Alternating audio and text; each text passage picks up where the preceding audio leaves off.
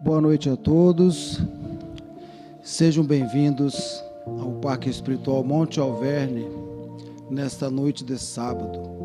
O nosso boa noite, logicamente, se estende aos nossos irmãos, companheiros do plano espiritual, que estão presentes e nos assistem em todas as atividades da nossa casa. Hoje nós temos a satisfação de receber aqui a nossa irmã Hélida Avelar, trabalhadora da causa espírita, trabalhadora do Grupo Espírita Chão de Flores, que trará para nós o tema A Importância do Trabalho na Visão Espírita. Então, desde já, damos as boas-vindas a Hélida, que daqui um pouquinho já inicia a sua fala.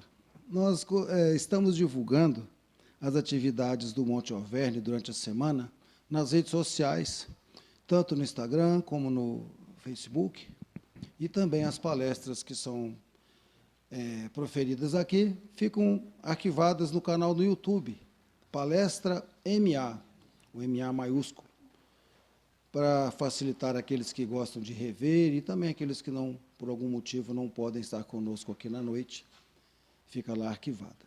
Então, é sempre um benefício muito grande para nós estarmos na Casa Espírita e recebendo a proteção dos nossos irmãos, porque nós estamos vendo aí, né, meus amigos, a sociedade passando por mais uma crise, e nós aqui estamos sob este amparo, e que possamos receber as informações aptas a nos modificarmos e também a nos elevar vibratoriamente nesta noite. Nós vamos pedir ao nosso irmão Acácio para fazer a prece inicial, e em seguida vamos passar para a Hélida.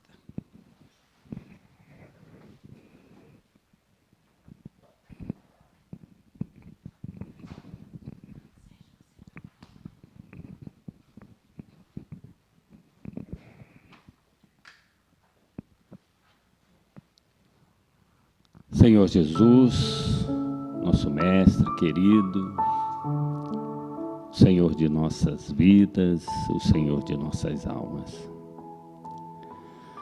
Aqui estamos, Mestre, mais uma vez reunidos em Teu nome, buscando a luz, a paz, o discernimento para a nossa caminhada evolutiva.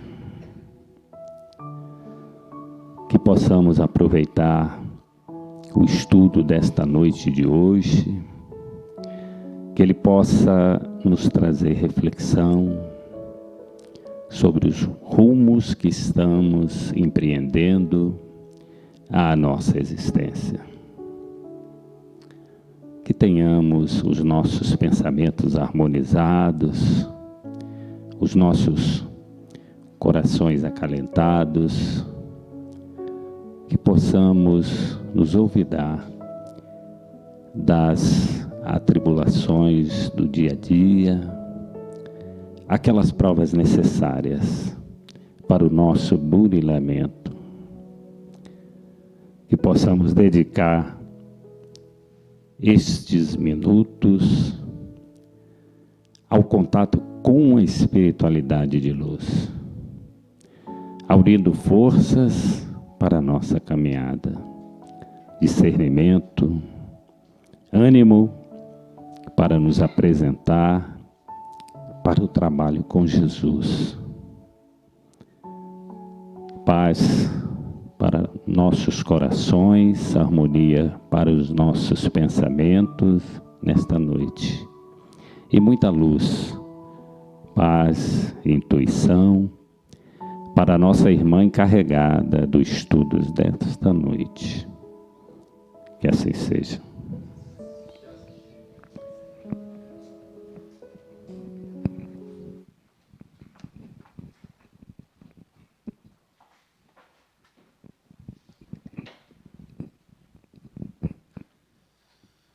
Muito obrigado, Acácio, pela prece inicial. Lembrando que após a nossa palestra, vamos ter o passe aqui na sala de passes, e os irmãos podem nos brindar com a presença até o fim da nossa exposição aqui. Hélida, mais uma vez, bem-vindo ao Monte Alverne. Obrigado pelo seu convite. À vontade, então. Boa noite a todos.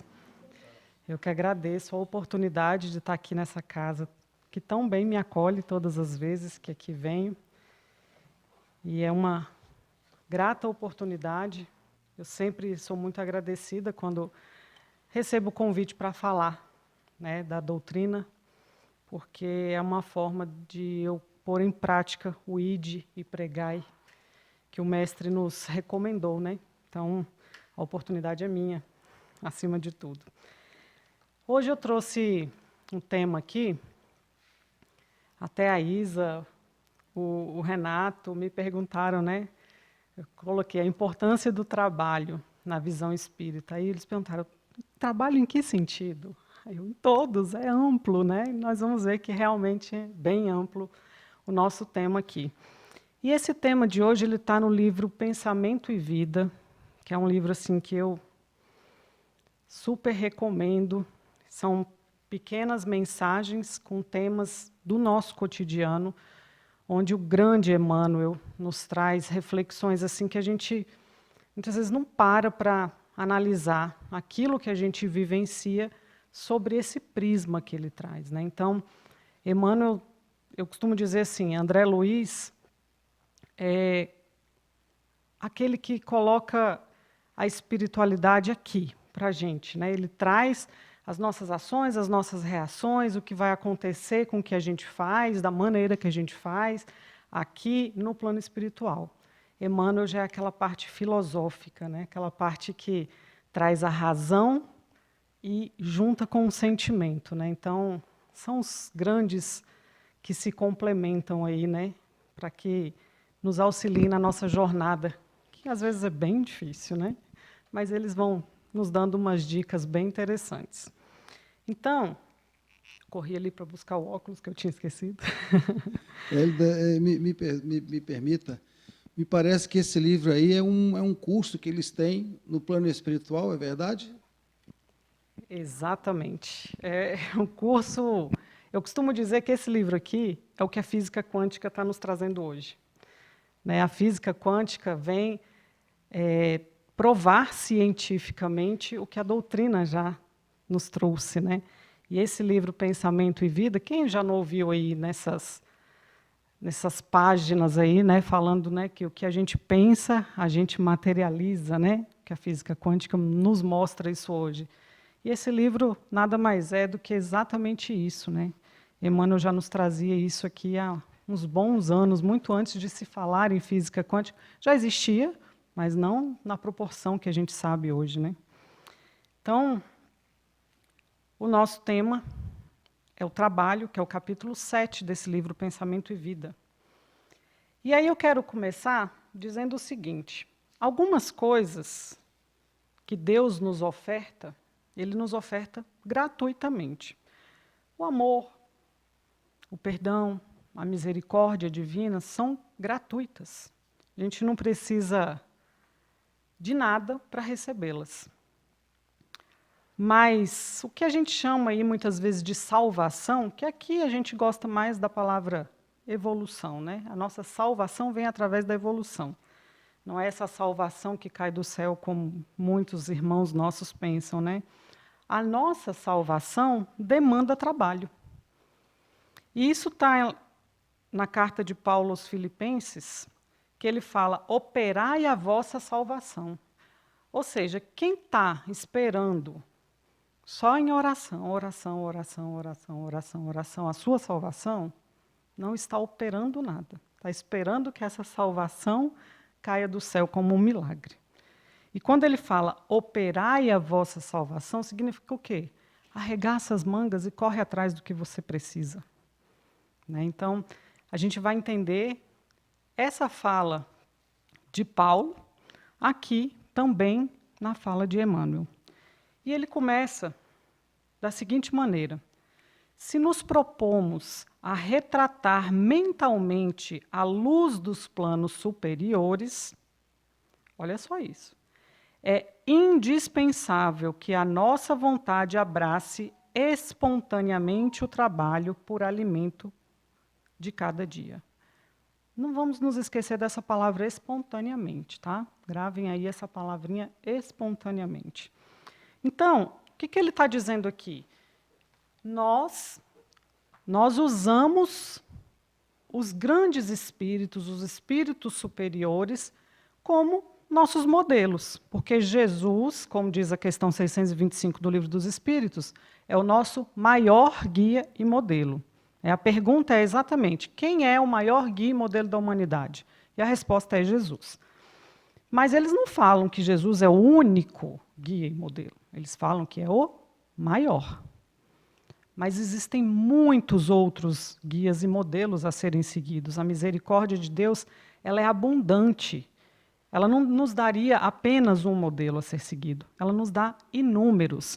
E os espíritos superiores, que já transitaram esse caminho que a gente está transitando, são guias e são modelos para nós. Como um pai, uma mãe é um guia e um modelo para um filho pequeno que ainda está na escadinha aí da infância. Nós estamos na infância espiritual. Então, esses espíritos superiores que já alcançaram a pureza, eles são para nós guias e modelos, né? E é isso que ele está dizendo aqui. Se nos propomos retratar mentalmente a luz dos planos superiores, ou seja, se a gente quer atingir o que eles atingiram, é indispensável que a nossa vontade abrace o trabalho por alimento de cada dia. Olha isso. Abrace espontaneamente o trabalho por alimento de cada dia. O trabalho é alimento do espírito. E aí a gente vai ver que tipo de trabalho é esse. No pretérito, apreciávamo-lo por atitude servil de quantos caíssem sob o ferrete da injúria. Isso lá no passado, na época da servidão. E aí eu trouxe aqui, para a gente entender um pouco melhor, o significado da palavra trabalho, né? A etimologia, a história da palavra trabalho, ela vem do latim, né? Então, para a gente entender, no latim, era tripalium, um instrumento de tortura composto por 3 paus, que era usado para imobilizar animais ou, em contextos mais cruéis, para torturar pessoas. O termo latino tripalium deu origem ao verbo tripaliare, que significava torturar. Com o tempo, o significado de trabalho evoluiu, associando-se a atividades penosas, mas também à produção e geração de resultados. A origem nos mostra, carrega muito da nossa história, né? A origem de tudo traz uma carga. Então, por isso que muitas vezes a gente foge dos trabalhos pesados. Hoje, por exemplo, é muito difícil achar alguém para capinar um terreno. Né? Quem tem um sítio, uma chácara, tem a maior dificuldade, um monte de gente querendo vender porque não acha mão de obra, porque as pessoas fogem ao trabalho pesado. Né? Então, é exatamente o que Emmanuel está dizendo aqui. Ao longo da nossa história, esse trabalho mais pesado foi considerado algo servil, né? menor, de menor importância, de gente desvalorizada. E a gente carrega isso até hoje, muitas vezes, porque muitas vezes a gente quer, por exemplo, vir nessa casa, dar uma palestra, mas quando a gente é convidado a lavar o banheiro, a gente foge. Mas para essa casa funcionar, para ter uma palestra, o banheiro precisa estar usável, estável. Eu usei antes de vir. Então, não existe trabalho menor, não existe trabalho pior, existe trabalho. E a gente vai entender o tamanho da importância disso durante essa nossa conversa aqui. Ele segue. A escola, as artes, as virtudes domésticas, a indústria e o amanho do solo eram relegados a mãos escravas, reservando-se os braços supostos livres para a inércia dourada.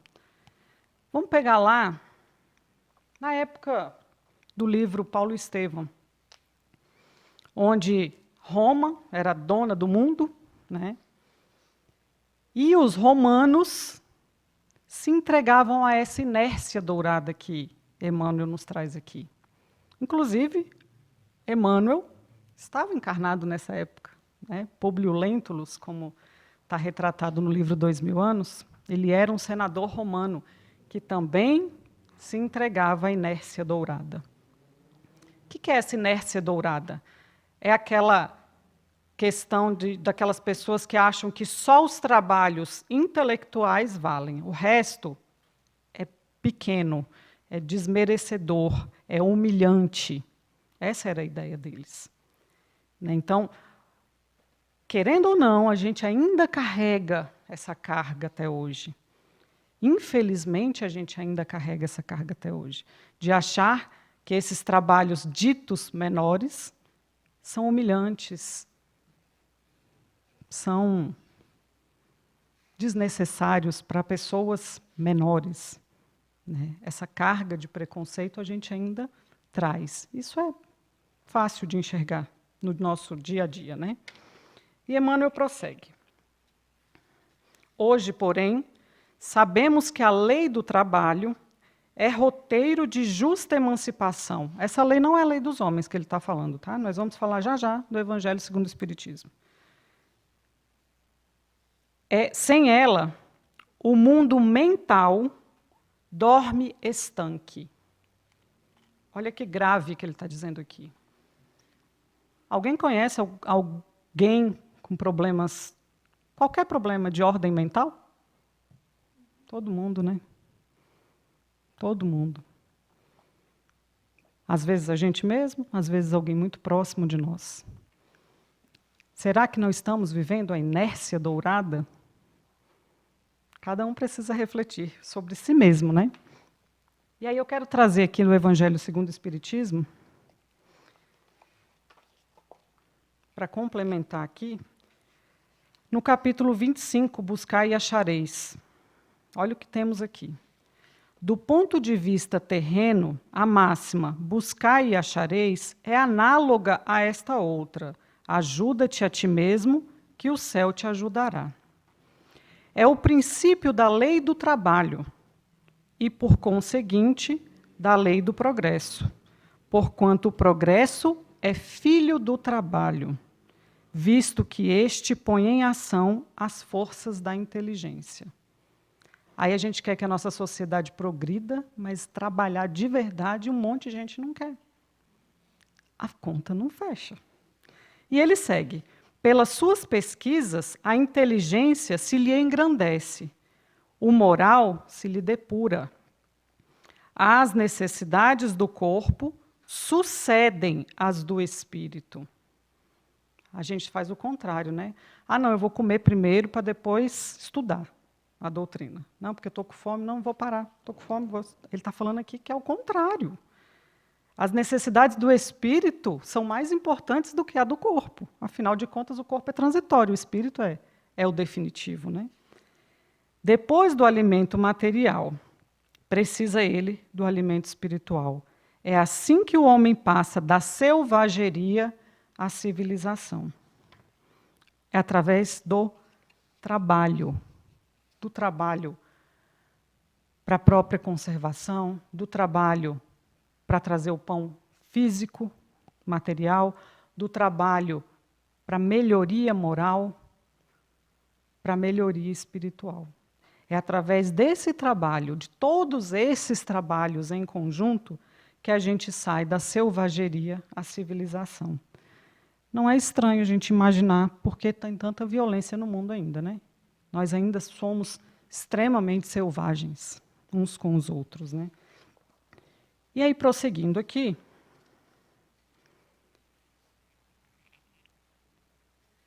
Santo Agostinho diz o seguinte, também no Evangelho segundo o Espiritismo, ele fala, não avançar é recuar. Olha como é forte isso. Não avançar é recuar. Santo Agostinho que fala isso. E Emmanuel prossegue. O usurário não padece apenas a infelicidade de sequestrar os bens devidos ao bem de todos. Usurário, vamos pegar essa palavra, né, que ela não é muito comum. Usurário é aquela pessoa que usa o bem comum só em seu favor, mas não dá nada em troca. É o famoso folgado, né? Ele só quer para si, mas não quer dar nada. Venha a nós o vosso reino, mas daqui não sai nada. Então, esse é o usurário. Ele fala: o usurário não padece apenas da infelicidade de sequestrar os bens devidos ao bem de todos. Ou seja, ele já é um infeliz, ele está dizendo aqui. Mas, igualmente, ele padece também, né, do infortúnio de erguer-se para si mesmo a cova adornada em que se lhe estiolarão, as mais nobres faculdades do espírito. Ele está cavando para si mesmo uma cova onde ele não vai conseguir ter um crescimento espiritual. Ele fala que estiolarão. Alguém sabe o que é uma planta estiolada? É aquela planta que cresce, cresce, cresce, cresce, cresce e não frutifica. Ela só cresce, cresce, cresce, cresce, cresce.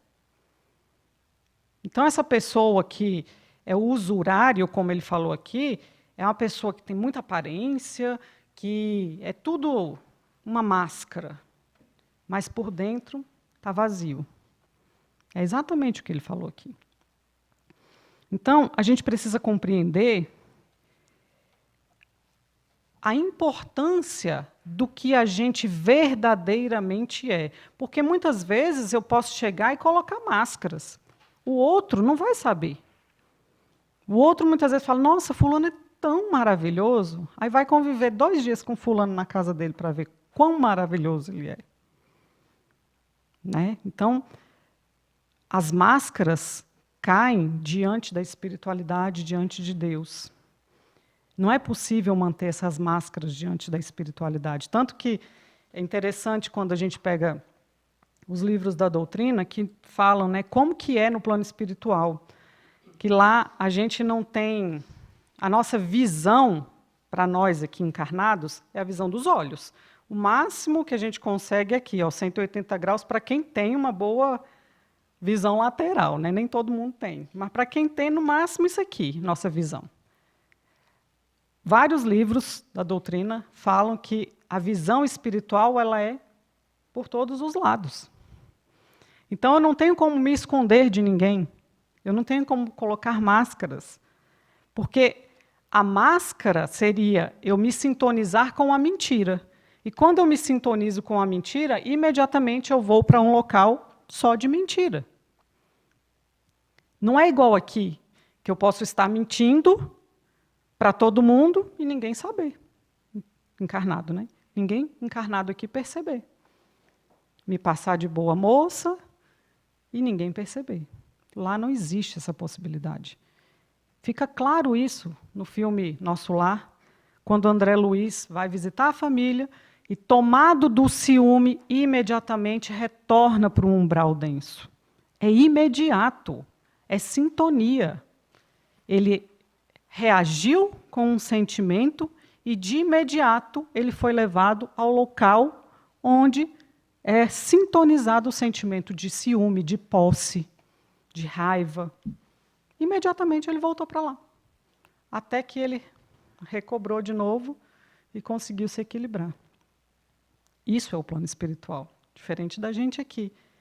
A gente não é imediatamente levado, porém, imediatamente a gente se acopla a irmãos espirituais que se sintonizam com esse tipo de sentimento, quando a gente se permite tomar por sentimentos assim. Né? Então, não sei por que eu estou obsidiado. Ora, você abriu a porta. Continuando. Não vale, contudo, agir por agir. Até aqui a gente viu que ele fala historicamente como era o trabalho, como foi colocado como algo menor, a etimologia da palavra, né, significado do histórico da palavra, que vem da tortura, de tudo isso. Lá no Livro dos Espíritos, na questão 675, diz que o trabalho é ocupação útil. Bom, se o trabalho é ocupação útil, dá a entender que existem ocupações inúteis. Concordam? Um pouco óbvio, né? Vamos ver o que ele fala na questão 675. Por trabalho, só se devem entender as ocupações materiais? Não.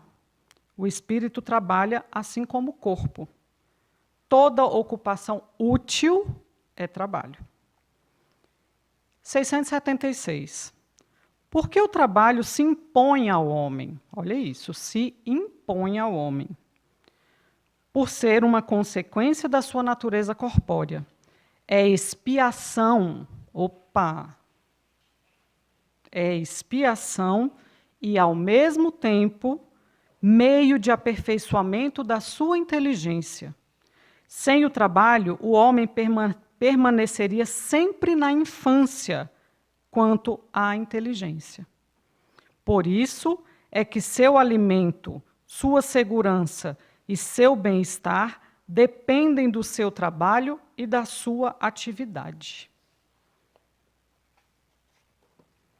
Aí a gente volta lá em Emmanuel, quando era Públio Lentulus, senador romano, que a gente comentou aqui, que vivia na... Como é que é a palavra que ele usou aqui? Deixa eu lembrar aqui da palavra, inércia dourada. Inércia dourada. Vivia na inércia dourada. Quem já leu a sequência? 2000 anos, próximo livro, 50 anos depois. Públio Lentulus volta como? Escravo. O trabalho também é expiação. Ou seja, nós temos que nos compadecer daqueles irmãos que têm um trabalho materialmente árduo, cansativo, doloroso? Sim, mas quem sabe ele não está tendo uma oportunidade de crescimento e de expiação. Então, existe trabalho menor? Não, o cara era um senador romano e nasceu como escravo. O mesmo Emmanuel, que está dizendo todas essas lindas palavras aqui para a gente. Ele precisou passar por todas essas diferentes vicissitudes da matéria, que é exatamente isso que o Livro dos Espíritos nos traz. Qual o objetivo da encarnação? Vivenciar as vicissitudes da matéria. O que são vicissitudes? Coisas boas, coisas ruins, coisas do dia a dia, tudo que a gente vivencia. A gente só vai saber o que é ser um senador romano quando a gente vivenciar as facilidades. A gente só vai saber o que é ser um escravo quando a gente vivenciar as dificuldades. A gente só vai saber o que é ser branco quando a gente nascer branco. A gente só vai saber o que é ser negro quando a gente nascer negro.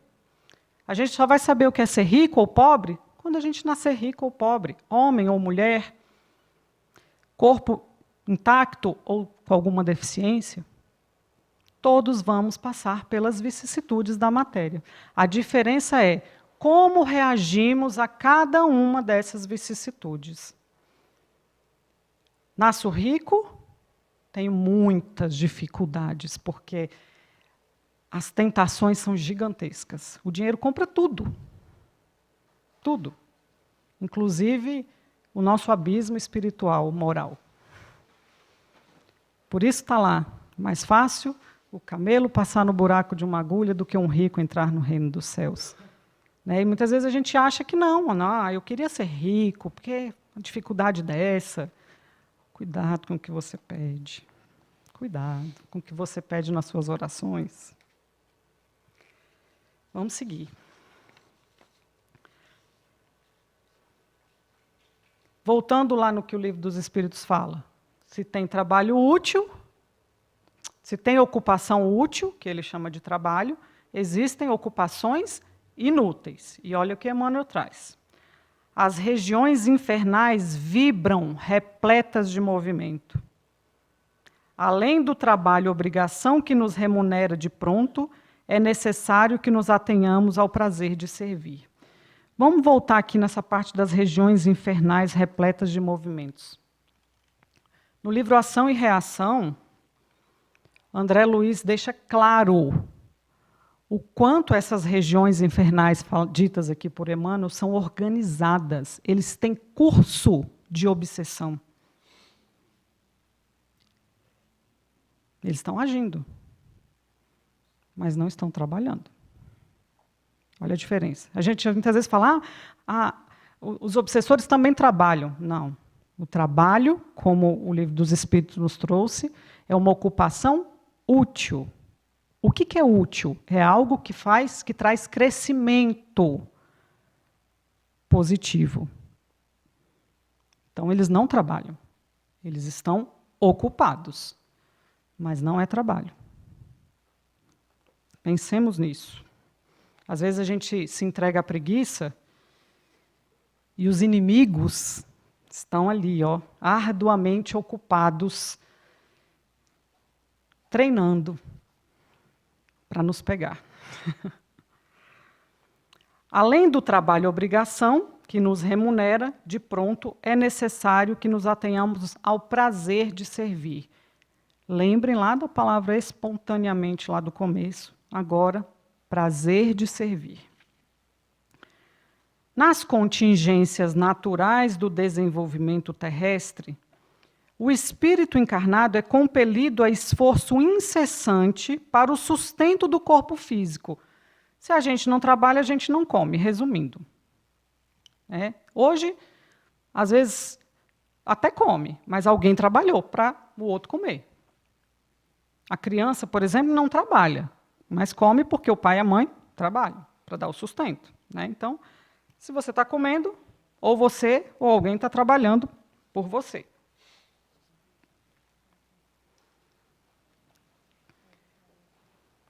Recolhe de graça a água pura, os princípios solares e os recursos nutrientes da atmosfera. Tudo isso Deus já nos dá como fontes para a gente se manter aqui. Entretanto, é preciso suar e sofrer em busca da proteína e do carboidrato que lhe asseguram a euforia orgânica.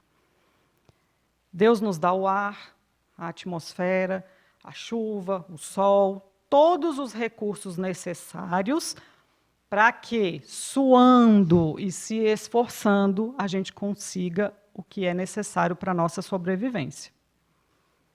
Certo? Suando, gente. Olha só, a gente está fugindo do suor. Cativo, embora as injunções do plano de obscura matéria em que transitoriamente respira, pode, porém, desde a terra, fruir a aventura do serviço voluntário aos semelhantes de todo aquele que descerre o espelho da própria alma aos reflexos da esfera divina. Espontaneamente, prazer de servir, serviço voluntário. Olha só. Aí vem todo o resumo. Em 2 frases agora vão vir todo o resumo da nossa conversa aqui. O trabalho-ação, ele coloca como uma palavra só, separadinha por hífen. Trabalho-ação, trabalho-serviço. O trabalho-ação transforma o ambiente. O trabalho-serviço transforma o homem. Aí vai a gente, muito espertos que somos, para o nosso trabalho do dia a dia. Nosso trabalho remunerado. Fazemos o trabalho-ação. Mas na casa espírita eu faço o trabalho-serviço. Tem diferença? Não tem diferença. Eu preciso, mesmo que trabalhando de forma a receber o pão de cada dia, remuneradamente, eu posso só fazer o trabalho-ação, que só transforma o ambiente. Está tudo certo, tenho livre-arbítrio. Mas, se eu fizer o trabalho-ação e usar do mesmo ambiente para fazer o trabalho-serviço, que transforma o homem, eu estou aproveitando todas as oportunidades que Deus me oferece. E muitas vezes, nem na casa espírita ou em qualquer outro ponto de religiosidade, a gente faz o trabalho, serviço. Porque quantas vezes vamos à casa espírita, ou vamos a um serviço de voluntariado, ou vamos a uma igreja, não importa, por pura obrigação. Porque eu já me comprometi com fulano, com ciclano, e eu não posso faltar, mas eu estava doida para assistir a novela. Eu estava doido para ir para o churrasco. Ai, mas que coisa, hoje tem que ir lá no Monte Alverne, porque eu já me comprometi com a Isa. Não é trabalho e serviço. Não está te transformando. Pode transformar um ambiente. Já é alguma coisa. Mas não está transformando você mesmo. E transformar o ambiente é importante. Por isso todo o trabalho é útil.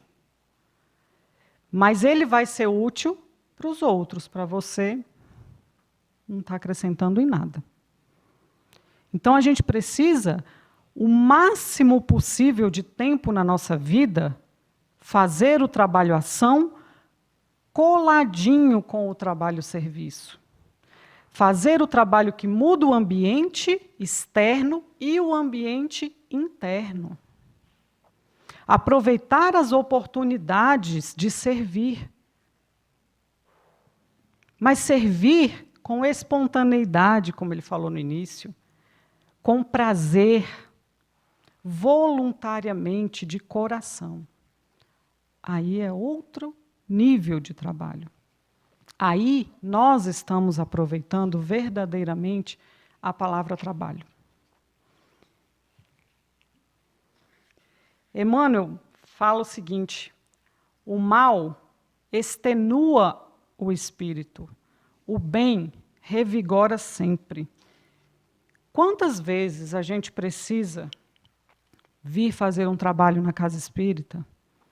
Está cansado, cansado mesmo, corpo destruído do trabalho remunerado lá do dia. O corpo cansa. O corpo da gente é limitado. Mas quando a gente tem amor pelo que faz, mesmo exausto, a gente vem. E quando a gente está de verdade entregue a esse trabalho da espiritualidade, parece que a gente sai flutuando. Parece que eles nos carregam no colo. E é isso que o Emmanuel está falando aqui. O mal extenua o espírito. O bem revigora sempre. Então, quando a gente se doa de verdade, no fundo da nossa alma, a gente é carregado. Como aquela passagem que fala, né, que a pessoa estava muito mal, muito triste, muito cansada, e foi caminhar com Jesus na praia. Quando olha para trás, só tinha uma pegada. Era de Jesus, porque estava carregando ele nos braços. Né? Então, é exatamente isso. Quando a gente vem, que a gente se doa de verdade, por isso que eu costumo dizer assim, pessoal que está iniciando, né, no trabalho mesmo, dentro da doutrina, é muito testado. Quem já passou por isso sabe que é muito testado. Tudo acontece no dia de reunião mediúnica, tudo acontece no dia que você tem compromisso, tudo dá errado. Você tem dor de cabeça, você tem diarreia, você tem o pneu do carro fura, o motor estraga, enfim, tudo acontece. E aí, por que acontece isso? Primeiro, temos vários motivos aí. Irmãos que não se comprazem com o bem ainda, que ainda estão se deliciando no mal, não querem que esses trabalhos do bem aconteçam. E fazem de tudo para atrapalhar mesmo. Mas também tem um lado que a gente pode tirar de positivo nisso. É saber o tamanho da nossa vontade real. Porque se a vontade for grande, você vai passar por cima de tudo. Você vai vir com dor de cabeça, você vai vir com enjoo, você vai vir com enxaqueca, você vai vir com febre. Mas vai vir. E eu falo por experiência própria. Inúmeras vezes eu cheguei assim, não vou dar conta. Antes de começar o trabalho, eu já não estava sentindo mais nada. Ou seja, era um teste. Mas, infelizmente, muitos falam, não estou muito bem, não. Manda mensagem no grupo do centro. Não estou muito bem hoje, não. Estou com uma enxaqueca danada, vou ficar em casa. Também está tudo certo. Você tem o livre-arbítrio. Mas saiba que você está sendo testado. E eu brinco com os meus obsessores. Eu falo, para vocês não fazerem eu não vir, só se eu desencarnar. E olha lá se eu não vou vir também. Porque eu não vou dar o braço a torcer, não. E Emmanuel pode falar. Você citou o Paulo Estevam, eu me lembrei, né, antes dele começar a grande obra que ele fez, né, para o cristianismo como um todo, ele se refugiou durante 3 anos trabalhando lá, humildemente como tecelão, curtidor, etc., né, fazendo tapetes, antes de começar a obra dele. Então, você vê que o trabalho realmente tem esse significado para todos nós, né, de uma evolução mesmo aí, inerente à nossa condição aqui na Terra. Foi muito importante você citar isso, porque normalmente as pessoas falam assim, Paulo se isolou no deserto para refletir, para entender. Também, porque imagina, o cara era um perseguidor de cristãos, de repente muda tudo na vida dele, a família dele abandona, foi um caos. Ele precisou parar, respirar, esperar a ficha cair, só que ele não ficou parado, inerte. Foi muito bom isso que o Sérgio... em depressão, porque dá a impressão, né, que o cara estava numa depressão profunda, ficou 3 anos chorando no deserto, até que um dia ele acordou e bora trabalhar. Não foi assim.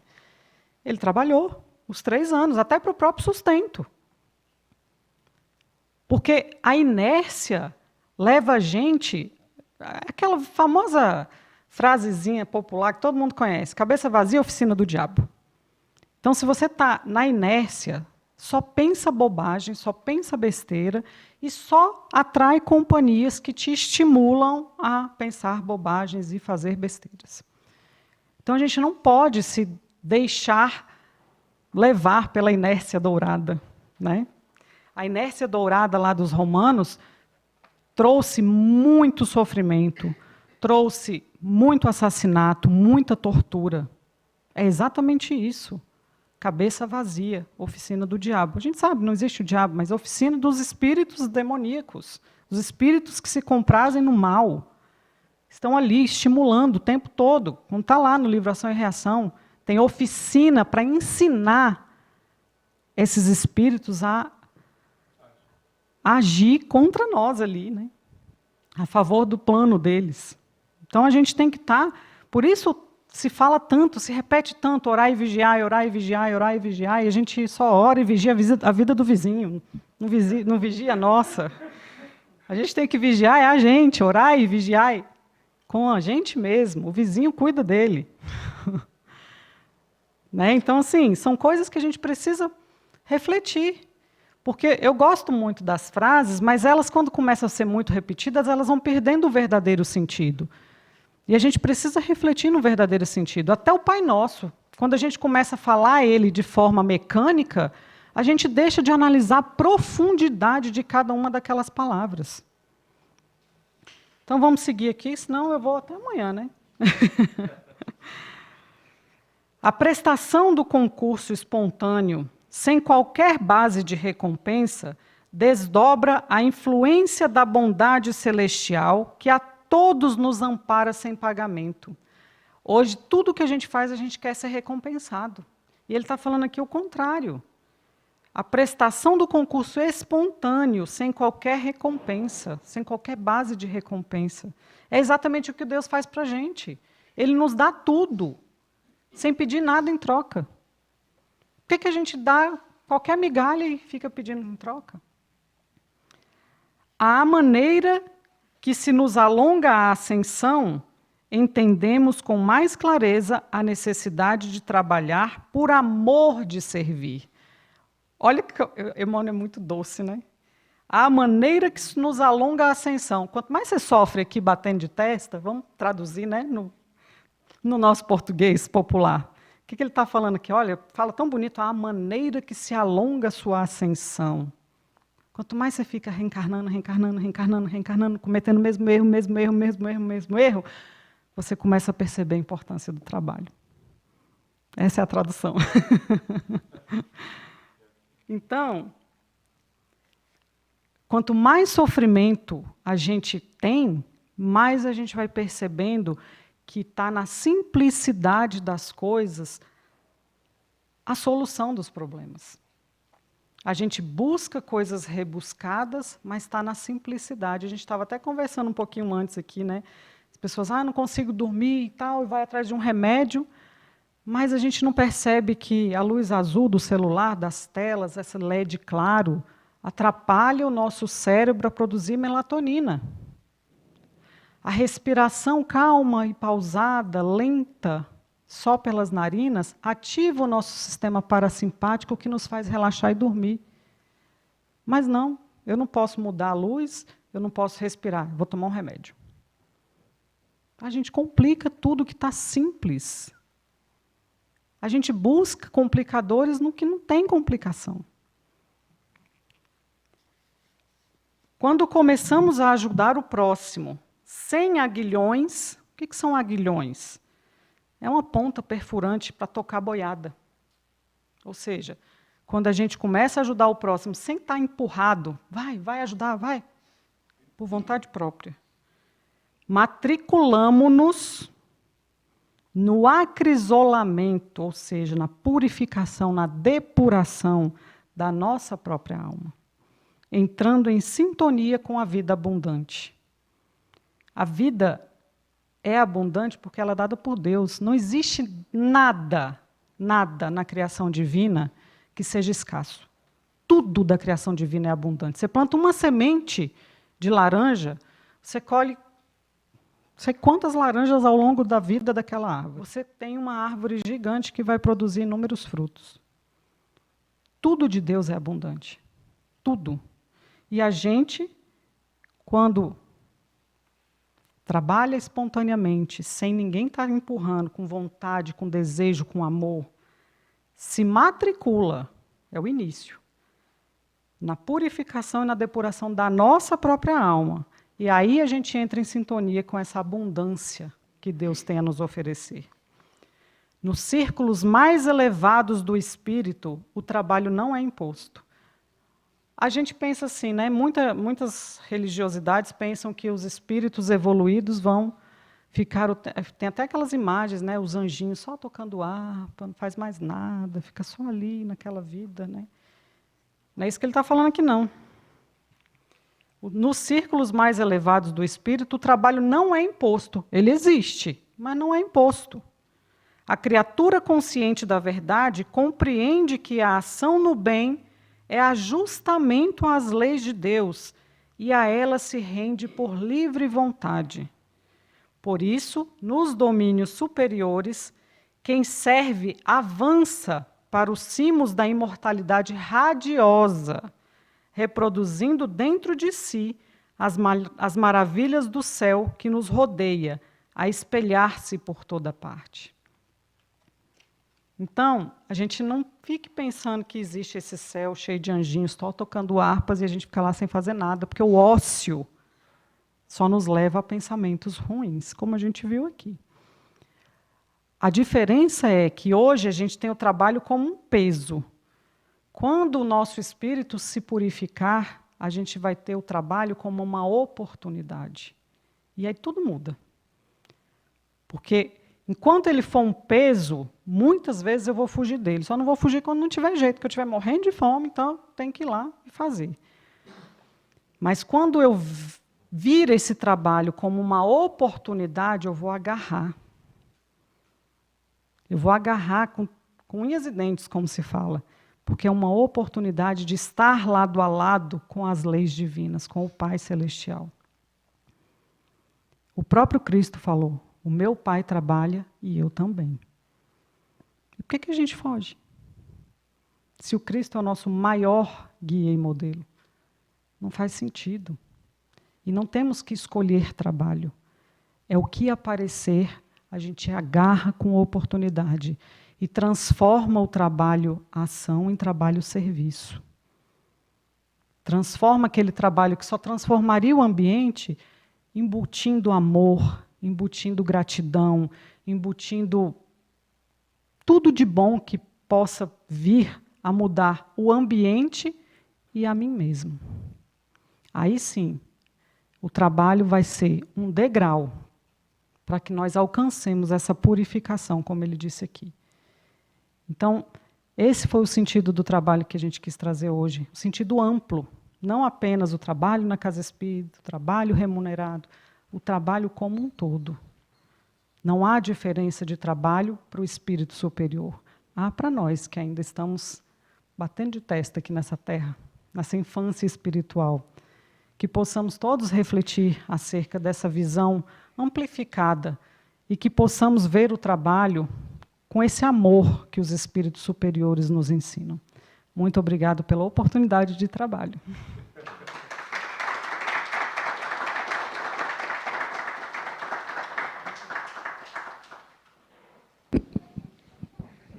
Obrigado, Hélida, pela exposição da noite, muito oportuna para todos nós, com certeza. Nós vamos convidar os médiuns presentes para nos ajudar ali no trabalho de passes, logo após. Convidamos a todos também a permanecer até o final para a nossa prece de encerramento ali. E a nossa casa sempre tem disponibilidade para oferecer aos irmãos o Evangelho, o Livro dos Espíritos e a cartilha para implementarmos em nosso domicílio o estudo do Evangelho no lar, ou o culto do Evangelho no lar, como se diz. Os interessados, basta pegar conosco aqui ao final da reunião. Então, que Jesus possa abençoar a nossa casa, as nossas famílias aqui representadas, possa também abençoar a Hélida ao retorno para o seu lar, e mais uma vez dizemos do fundo do nosso coração ao nosso Senhor e Mestre Jesus, o guia, como foi dito aqui, com certeza, o nosso grande guia e modelo. Muito obrigado, Senhor, por mais esta noite. E que assim seja.